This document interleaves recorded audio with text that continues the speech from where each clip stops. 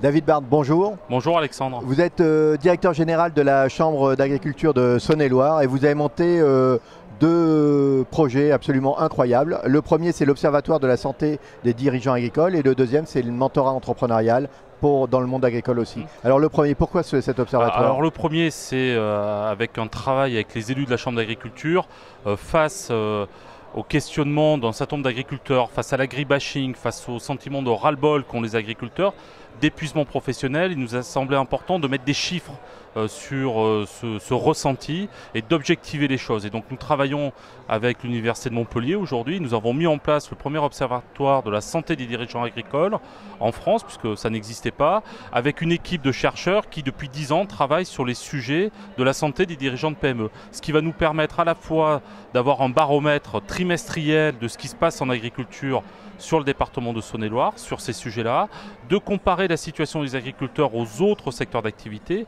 et puis surtout, ce qui est très intéressant dans l'observatoire, c'est que l'agriculteur remplit un questionnaire en ligne et à la fin, il va avoir son score, et un score de risque d'épuisement professionnel. Donc s'il est dans la zone verte, tout va bien, s'il est dans la zone orange ou rouge, on va lui conseiller de prendre contact avec une psychologue du travail qui est dans l'équipe à Montpellier, laquelle fera le lien avec les équipes de la Chambre d'agriculture qui accompagnent les agriculteurs en difficulté. Ben voilà quelque chose d'extrêmement positif. Ouais. Je pense qu'ils en ont grandement besoin. Ouais. Et pour aller dans ce sens-là, vous les accompagnez aussi avec du mentorat. Alors qu'est-ce que c'est exactement le mentorat? Alors le mentorat, pareil, l'idée c'était de permettre à des agriculteurs volontaires de pouvoir partager leurs questionnements. Alors les questionnements ne sont pas toujours les difficultés, ça peut être j'ai envie de me développer, j'ai envie peut-être de racheter du matériel, j'ai envie d'aller sur d'autres marchés qui ne sont pas les miens aujourd'hui.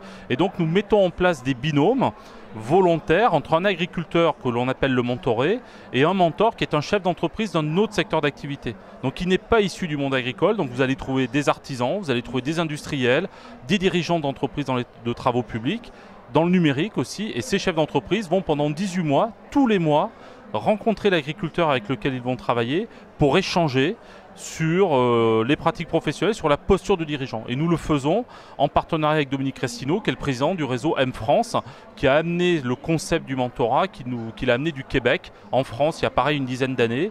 Et donc nous faisons avec Dominique ce travail, c'est une première aussi en France, dans le secteur agricole. Alors est-ce que cette expérimentation que vous menez dans votre chef d'agriculture, est-ce que ça sert d'exemple finalement pour les autres? Comment est-ce que vous allez développer ce projet? Alors sur ce dispositif, nous sommes soutenus par le département de Saône-et-Loire. Le conseil départemental a soutenu ces deux initiatives. Groupama nous soutient sur l'observatoire.